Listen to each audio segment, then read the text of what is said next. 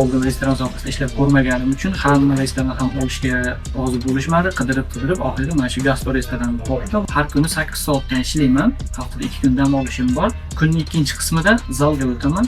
Gastro juda ham nima deydi, mashhur. Yaponiya bo'yicha 1200 tadan oshiq filiallari bor. Hozircha men yangi ish o'rganuvchi bo'lganim uchun qiyin deb o'ylayapman. 100 dan oshiq menyular bor. Ularni hammasini birdan yodlab olish qiyin va tayyorlash uslubi hammasiniki har xil.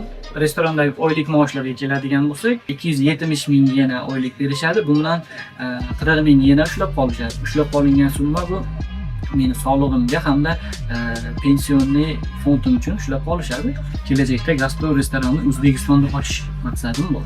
Kelajakda restoran sohasida ishlamoqchi bo'lganlar uchun o'zimni kichkinagina tajribamdan kelib chiqib shuni ayta olamanki, birinchi o'rinda yapon tili darajasi.